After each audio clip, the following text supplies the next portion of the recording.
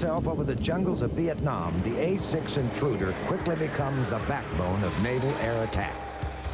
Fighting day or night in all weather conditions, the A-6's durability is unmatched. 25 years later, it will wreak havoc over the sands of Iraq.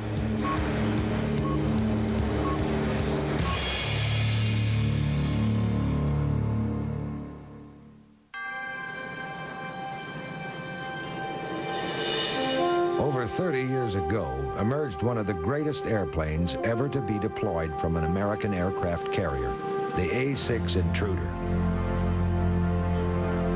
Primary mission is day CQ, and secondary mission is day flight time. Today, a new generation of Intruder pilot prepares for a mission aboard an aircraft that was designed before most of them were born. This is Attack Squadron VA-34. V stands for fixed wing, A for attack. The men are being briefed one level below the flight deck where a flurry of activity is already underway. The planes are given final preparations as the rescue helicopter is launched. All day it will hover next to the ship, waiting for a disaster that all hope will never come. For the naval aviator, nothing is ever routine. If the pilot gets a cold cat shot, he will have less than a second to decide whether to attempt to power out of his predicament or to leave his multi-million-dollar aircraft behind in a life-saving ejection. Upon landing, he must guide his aircraft on a precise descent to safety. Too high, and he will be forced to plunge downward at the last moment, most likely snapping his landing gear. Too low, and he will hit the back end of the ship. Too far to the right, and he hits the control tower. Too far to the left, and $100 million worth of aircraft will go up in flames. Like all naval aviators, the men of Attack Squadron 34 face this challenge twice a day. But because they fly the all-weather A-6 Intruder, they are expected to carry out their mission even when massive waves come crashing over the 60-foot bow.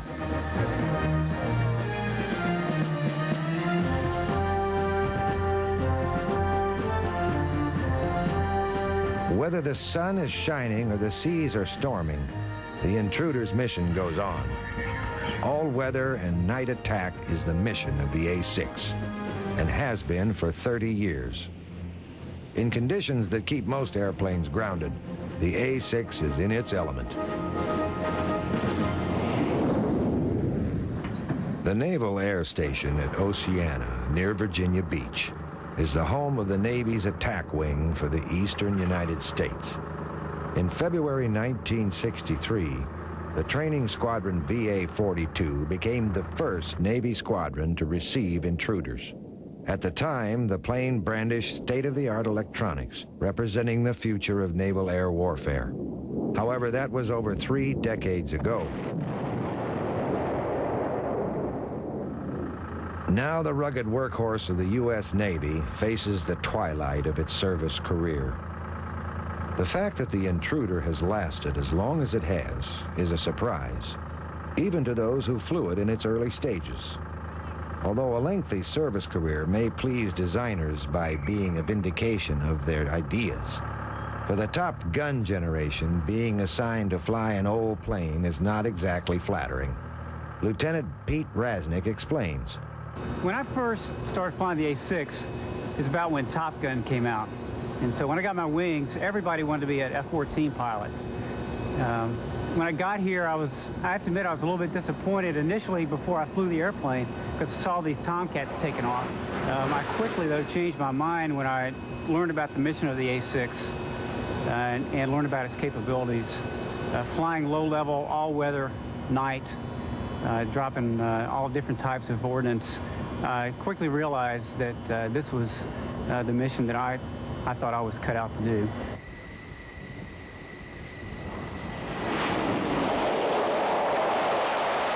I was initially a little disappointed, but once I got here, saw the mission, saw what was involved, you get a real hands-on, get to see your results right away, the bombs hit the target, what have you. I feel like I'm more a part of the crew, sitting side by side, I feel like we're more of a team in the aircraft. I'll never forget my first flight. It was a low-level flight, and it was a real rush. We took off and flew for about 20 minutes at around 500, 300 feet above the deck at in excess of 400 knots, and it was just one of the neatest things that I had ever done. And I knew right away that that's what I wanted to do, was fly in an A6. Because Intruder crews fly the ship's oldest plane, they often take occasion to teach the pilots of the newer aircraft not to complain. It's not uncommon to have other aircraft types complaining about their old aircraft, especially the F-18 community. When we were on cruise, they were complaining about their old F-18s that were, 7 and 8 years old. And I looked at them and just laughed because we were flying. Our newest planes were only 7 and 8 years old. So those guys, they don't know what an old airplane is. We fly an old airplane. The A6 may be an old plane, but there are none who will question its effectiveness. In fact, 30 years after the first flight of the prototype, the venerable Intruder was again flying into harm's way. On August 20th, 1990, Iraqi President Saddam Hussein invaded Kuwait and declared it part of Iraq. What followed was the largest deployment of United States forces since the Vietnam War. Anticipating a further push into the oil-rich countries of the Arabian Peninsula, vast armies were gathering on the northern tier of Saudi Arabia.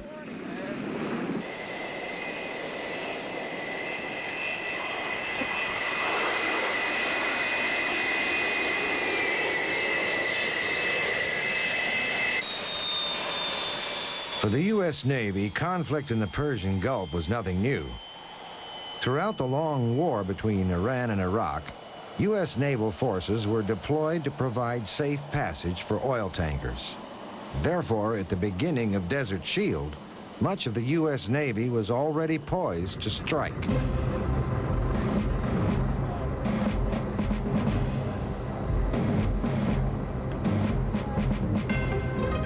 As the January 15th deadline approached, most of the world waited in uncertainty.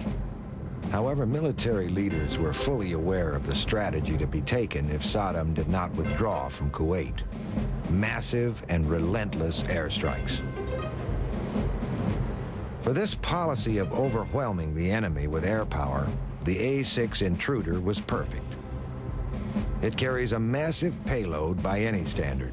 In fact, it can carry more bombs than any other plane in the Navy. However, the Intruder does not have the luxury of operating from vast runways as does the large Air Force bombers, but it must always return to its home at sea.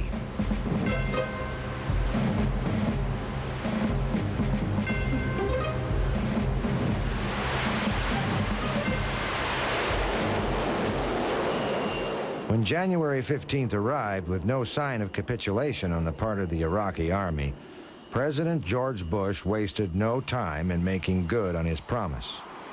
Airstrikes began immediately, and the intruders aboard the USS Roosevelt were among the first to be called into action.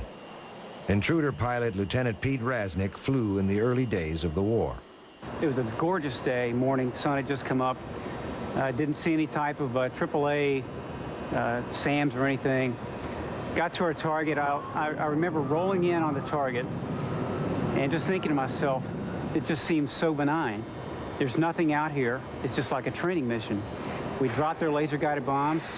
I remember pulling off target, looking down to the left to see the bombs hit. I looked down, they hit the target. I looked back to the right, and a missile just streaked right up by us with a big contrail. And it's like my heart froze. I told my VN, said, there are missiles in the air. Then I keyed the mic, and I tried to tell my wingman, who was now ahead of me, we had missiles in the air. But I remember my mouth was so dry, I couldn't hardly talk. But I got it out over the radio. We had missiles in the air. He's asked me where they are. I'm trying to explain to him where they are. By this time, 3 or 4 more had gone up really close to us, and all hell's breaking loose on the ground with AAA and stuff. I just remember I didn't pull the throttles back until I was about 100 miles away from that target. And I just remember looking down at the ground, thinking, this plane is going so slow. And I kept pushing the throttles as far as they would go. It just wouldn't go any faster. And I remember my VN and I looked at each other after we had about an hour's worth of silence on the way back to the boat. We were both white as ghosts. That was the one time we didn't think we'd make it back, but we did. Flying during the day was not the preferred mission of Intruder crews. Unlike the high-flying B-52s, Intruder pilots did most of their attack work at low levels, well within the range of Iraqi anti-aircraft artillery. Because of this obvious danger, the Intruder does its best work at night.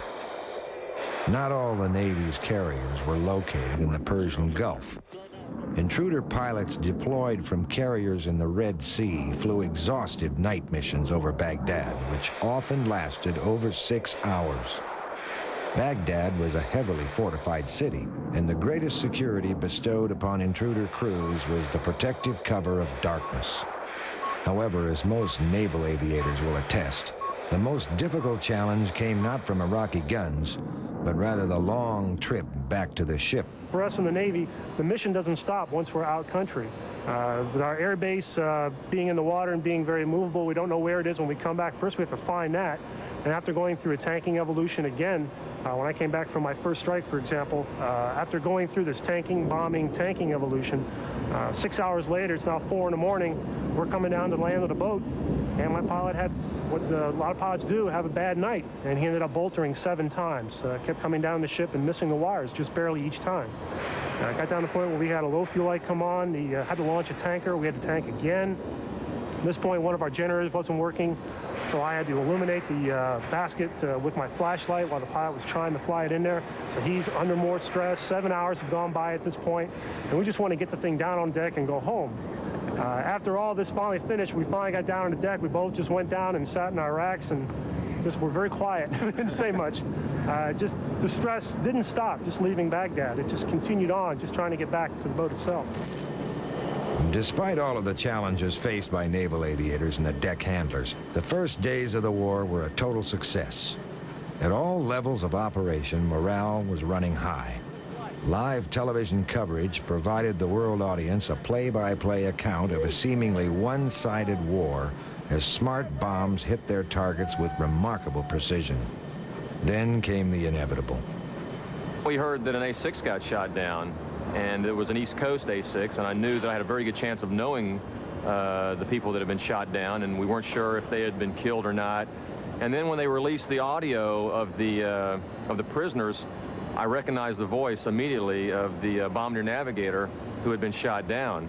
And then they showed, the next day they showed the video, and he just looked terrible, you know, from the ejection and from whatever he was subjected to as a POW. And I remember thinking that we had gone through some, you know, very introductory training into what prisoners of war may go through if captured. And I just remember thinking that he was going through that, and it, you know, probably lots worse. And it really brought it home to me, and all of a sudden it wasn't a some kind of game on television anymore. It was it became real personal.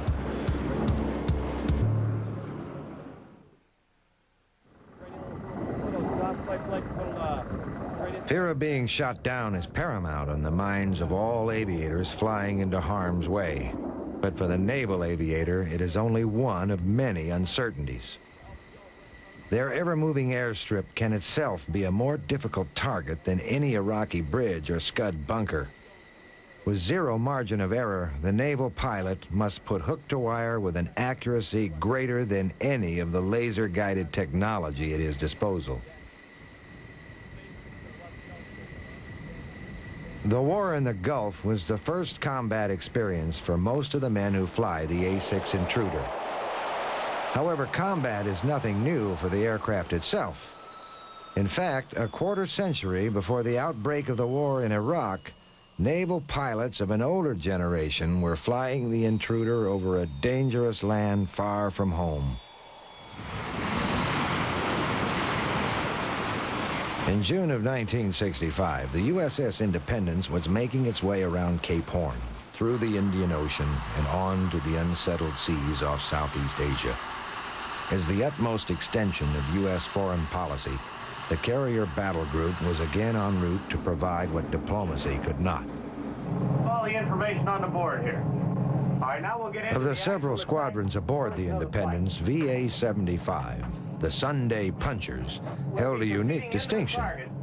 They were the first squadron to fly the U.S. Navy's brand new state-of-the-art attack aircraft, the Grumman A-6A Intruder. Most of the men in VA-75 had previous experience in older A-4 Skyhawks and A-3 Sky Warriors. So for them, the new assignment was exciting. The Intruder was the most advanced aircraft aboard the ship. The heart of its electronics was the digital integrated attack and navigational equipment, more affectionately known as Diane. The plane's sophisticated interior seems in contrast to an airframe that looks more like a tadpole than a naval attack plane. But the Intruder airframe was designed with a purpose: tremendous strength and weightlifting capability. This sturdy body, coupled with its sophisticated electronic guts, provide a devastating combination. And on July 1st, 1965, the USS Independence steered into the wind, and the Intruder was put to the ultimate test. All Intruder attack missions in Vietnam involved many other support aircraft. The Grumman E-2 Hawkeye kept everyone aware of the presence of unwelcome MiGs. Any MiGs in the area became the responsibility of the mighty F-4 Phantom. The Intruder has absolutely no air defense capability, making it highly vulnerable to attack from an enemy aircraft. Therefore, an Intruder never flies into combat without fighters in the vicinity. Many unfortunate North Vietnamese pilots would soon realize the Phantom was deadly proficient in this role. So proficient, in fact, that not one Intruder was ever lost to an enemy aircraft.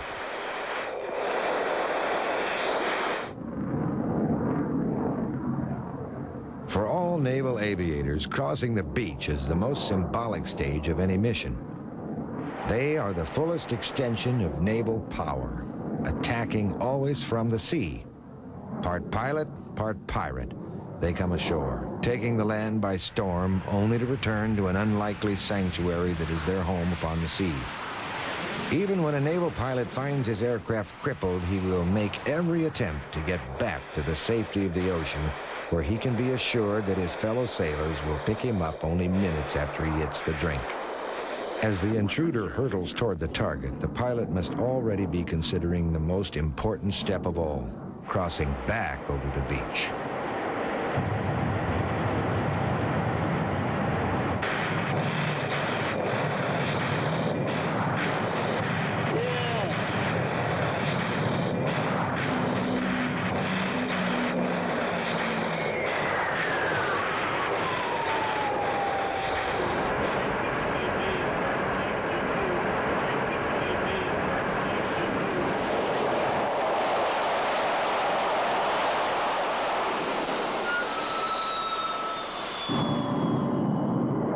Intruder missions were carried out against highways and bridges just south of Hanoi.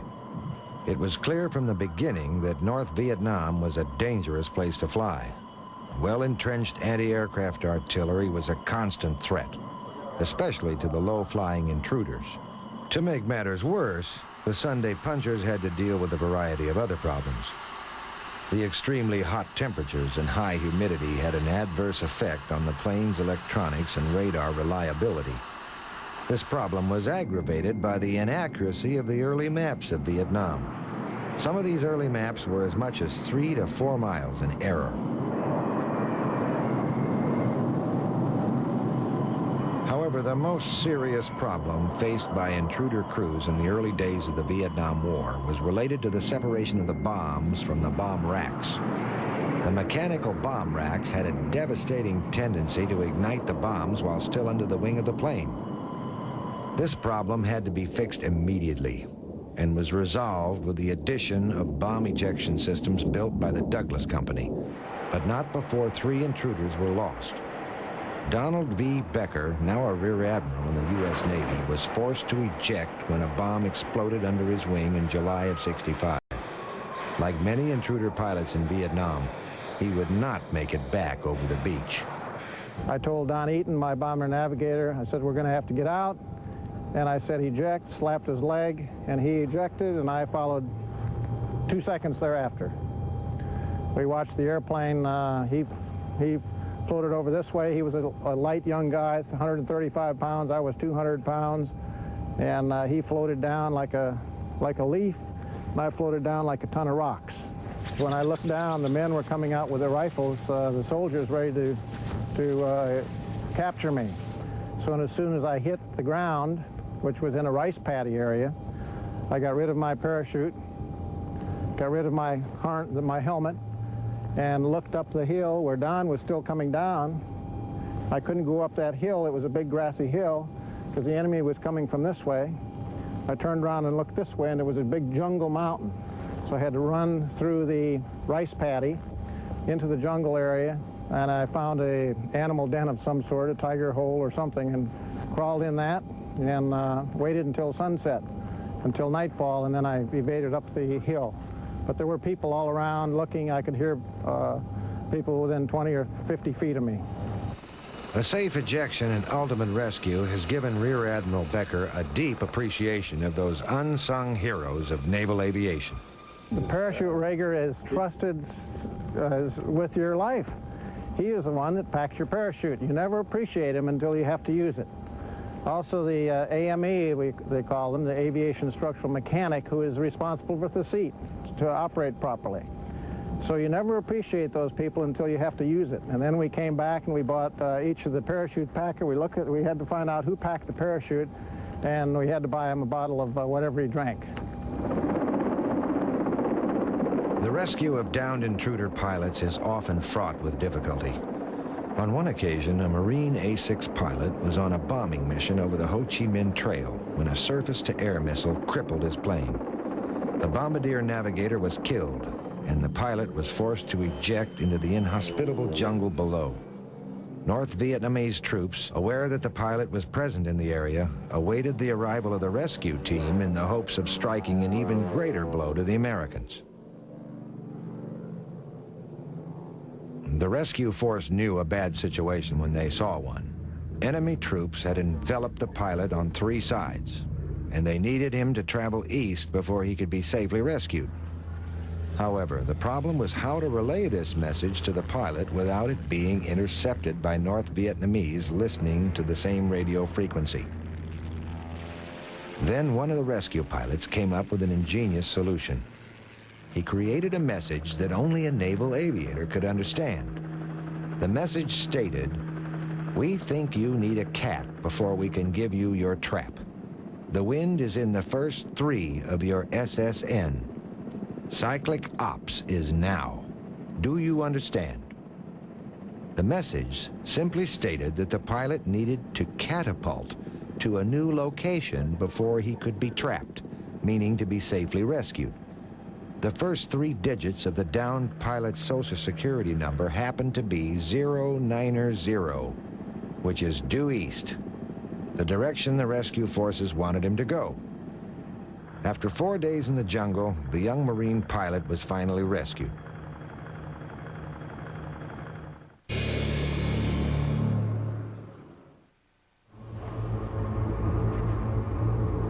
October in Vietnam marks the beginning of the monsoon season. It was during this period of blanket cloud cover and torrential downpours that the Intruder had its first chance to truly shine. Enemy troops, once given a reprieve from air attack when the monsoon rain set in, could now expect to be hit in the worst of all weather conditions. The bad weather capability of the A-6A came both from the strength of its airframe and the power of its electronics. The digital navigational equipment gives the pilot and his bombardier navigator a clear view of the terrain on an onboard display screen deemed almost space age in 1965.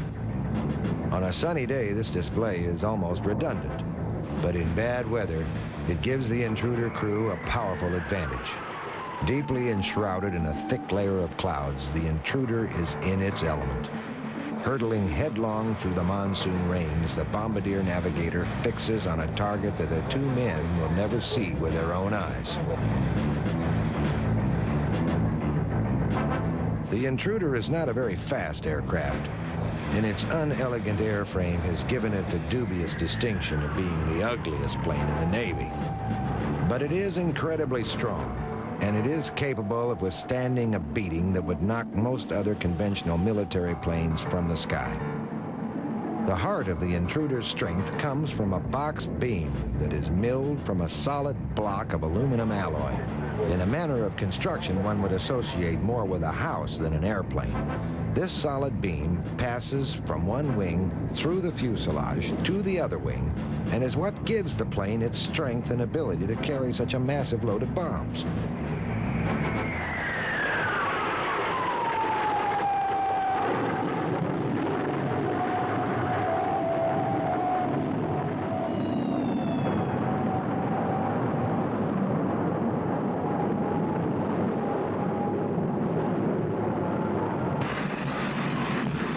The effectiveness of the Intruder in all weather conditions pleased no one more than the Marines on the ground.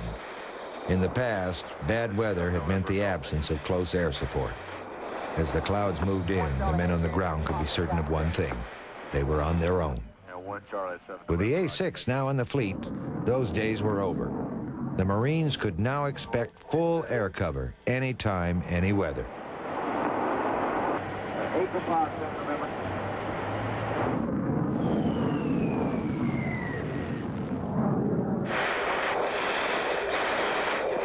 The all-weather capability of the Intruder was no accident, but was rather the result of the lessons learned in an earlier conflict, the Korean War.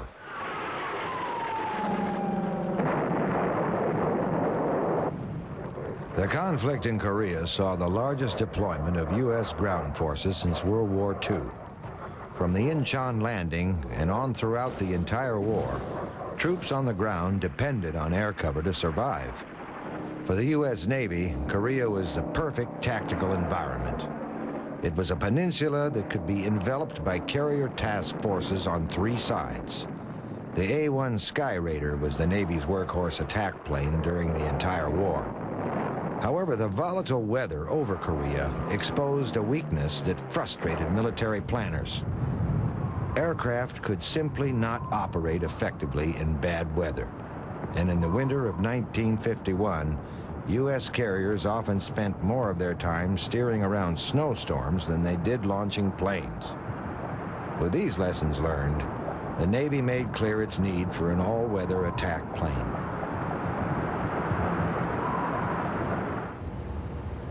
The Grumman Corporation, no stranger to naval aircraft, joined the host of other manufacturers in an intense design competition. In 1957, they built a full-scale mock-up of their prototype, and a year later, they were given a $100 million production contract.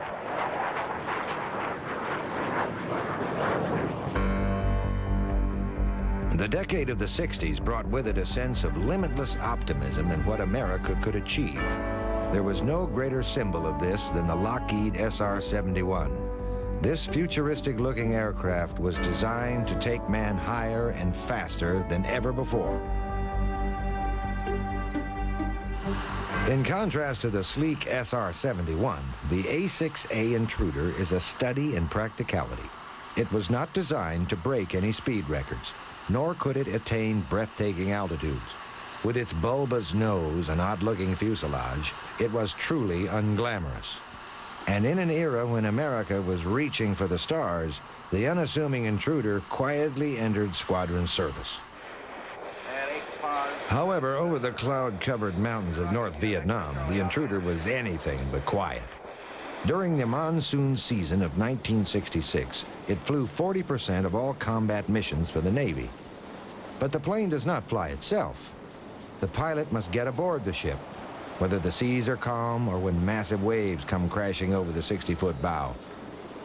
From the time of the Second World War to the war in the Gulf, getting back to the ship has remained the primary challenge of the naval aviator. Standing on the deck, I've seen some pretty colorful stuff in bad weather. One night in particular in a thunderstorm, the plane could not see the ship, but we could see it from the deck. The guy had his taxi light on. That's pretty much the only way we could see it. And talking to the pilot afterwards, he said he saw the deck for about 5 seconds, had one chance to make a play for it, and he was there. And that's how interesting it can get out there. Well, there are times, because of the nature of the mission of the aircraft, there are times when we're sitting on a catapult getting ready to launch, the entire time telling ourselves we're not really going to go, we're not really going to go. They wouldn't launch us in this, and all of a sudden, boom, off you go in the cat.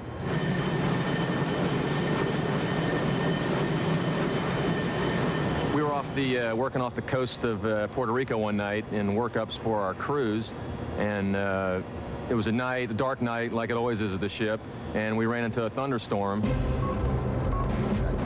So we knew what was coming for us, and when it was our turn, we got to the point where we were supposed to call the ball, and we had to call Clara, meaning we could not see the landing environment, we could not see the ball.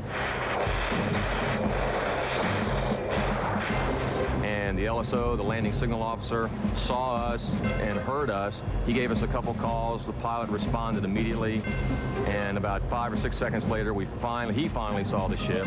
I never did see the ship. Right before we landed, I just remember seeing a rush of lights come up. We slammed into the deck, hit real hard. We got aboard, trapped, shut down, and that was the most memorable landing I've ever had. And if I don't ever have another one as a pilot, that'll be fine with me. That's fine.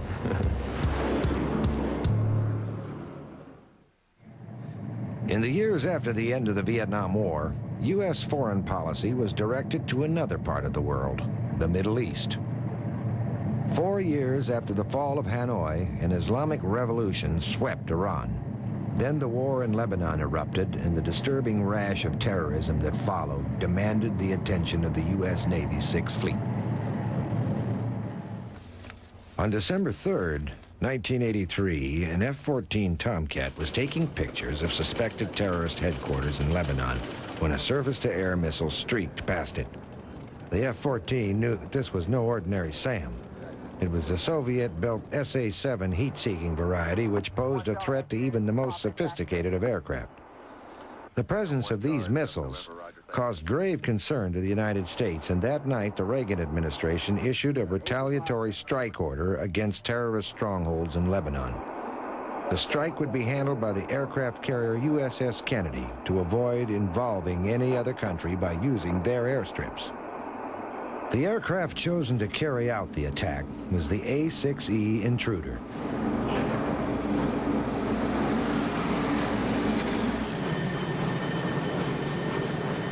For reasons that have never been fully explained, the assault was ordered to take place in broad daylight. Not an auspicious environment for the nocturnal intruder. What is even more bizarre, however, is the attack was scheduled to begin at 7 a.m.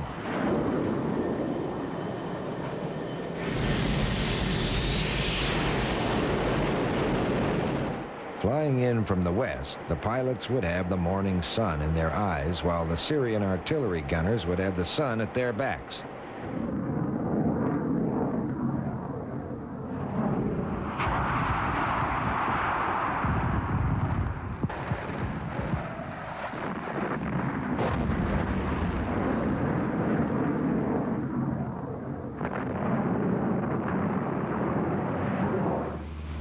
One of the intruders would never make it back to the ship.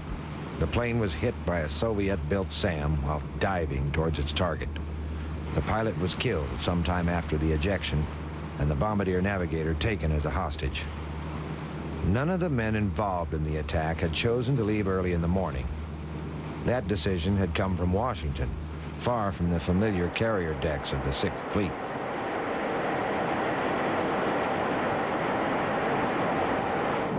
Whether or not the attack on Lebanon would have been more successful had it been carried out at night is a matter of history. What is certain, however, is that all intruder crews undergo intensive training in mock night attack missions. For an aviator in training, these night missions can be a hair-raising experience. Pilot Pete Rasnick remembers taking a new bombardier navigator on his first night flight through the mountains. We're down in this valley in West Virginia with the mountains going up both sides, and all you could see really was the black silhouettes of the mountains on either side of the airplane, and really nothing in front but a few maybe small lights on the ground. And we got down in there to the lowest altitude we're allowed to go at night, and this squadron in. I said, hey, look outside, see what this looks like. It's the first time he'd ever done that. And he had his head in the radar hood. He said, no way, I'm not looking out there. I did it once, I'm not doing it again. Weaving through mountain valleys at 300 knots in total darkness is clearly an unnatural experience. Over the years, the A6 community has developed ways of making night flights easier on the crew. Pilot Greg Buck explains one of these innovations. These are night vision goggles. They basically take a spectrum of light that's not visible to your naked eye at night and amplify it around 30,000 times. Makes the horizon appear, makes mountains appear, trees, whatever. Basically does not turn night into day, but it makes us able to see much of the ground at night.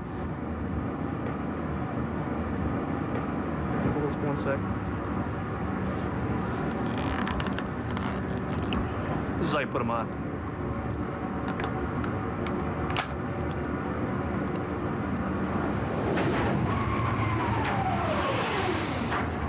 Another helpful innovation used by this second generation of Intruder pilot is the simulator.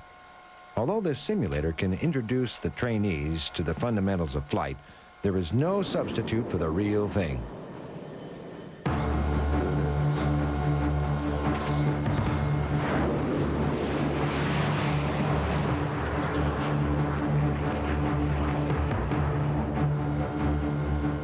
This flight simulator, located in Oceana, Virginia, consists of an authentic A6 cockpit placed in the center of a perfectly spherical room that provides 360 degrees viewing surface.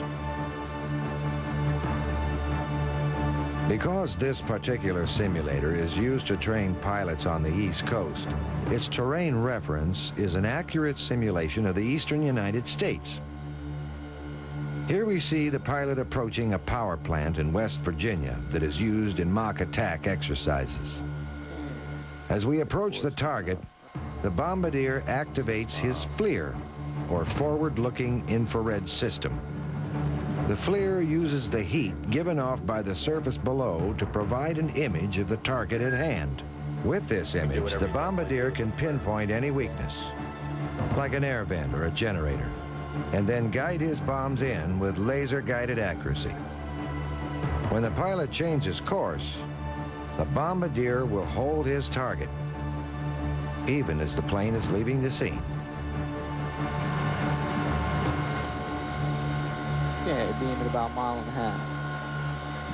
Yeah, on speed, looking at 120. There's a beam, there's on speed. Okay, coming around. 120, up 600.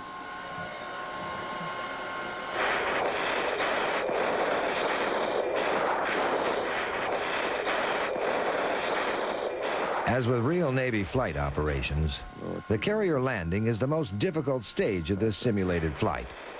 However, a mistake on the simulator simply results in more training. In reality, the smallest mistake means disaster. Coming through 400.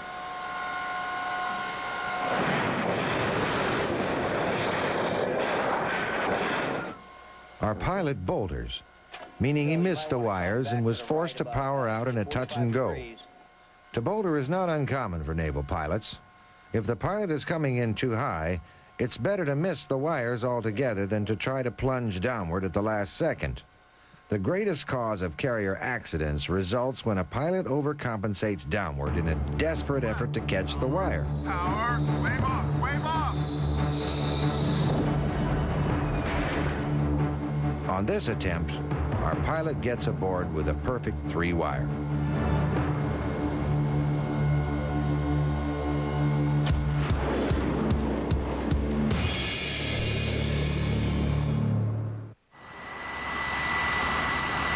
In over 3 decades of service with the Navy, the Intruder has undergone a continuous phase of improvements to keep pace with modern technology.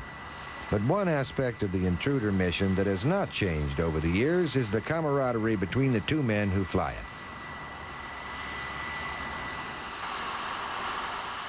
it. In the Intruder, Knowing the person you fly with is as important as knowing how to operate the plane. Bombardier Mike White knows the value of this relationship. The importance of flying with the same person on a regular basis can't be overemphasized. Just the basic mechanics of flying itself, there's a lot involved, basic brief of takeoff procedures, landing procedures, and so forth. You fly with the same person and do the same routines over and over again. The two of you are used to that and pretty much know what the other person is going to do. However, even more important than knowing each other, the two must trust each other. When he says he has a target on radar, I can't tell. I can't see the radar, and I have to trust him, and that's just the trust that you develop between each other. On the other hand, he has to trust me to fly the airplane low, to keep my scan going, don't get distracted by something and fly us into the ground.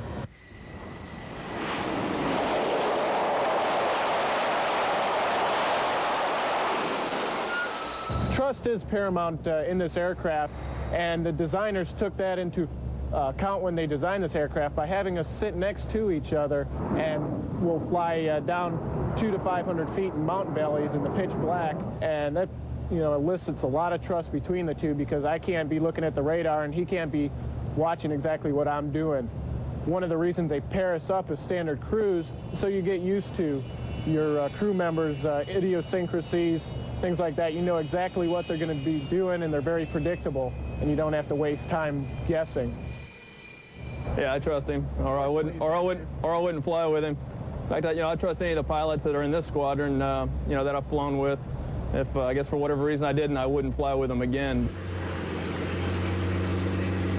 In the years to come, most of these two-man crews will be split up as the Intruder is slowly phased out of service with the Navy. Although it proved effective in the Persian Gulf, the austere physical environment of the 90s leaves little room for aging military hardware. You fly an airplane for 7, 8 years, 1,500 hours in it, you're going to develop some type of attachment to it. Yes, we all wanted to fly Tomcats, that's when Top Gun came out, but I've really learned to love the mission. Really regret seeing it go. Yes, the capabilities are behind what we can make and what else we can use out there. But it's going to be sad to see it go. We're flying an airplane that's the same age I am. My parents are always concerned about the fact that they're afraid things are going to fall apart around me. But other aircraft, we see them come and go. We see them complaining about their maintenance problems and their shortcomings. But we always seem to make do what we have in the A6 community. We always seem to overcome any obstacles that are thrown in front of us. We're used to having to fight all the time instead of having things come easy. And I think the airplane is still very capable and still has very much a part of our nation's defense.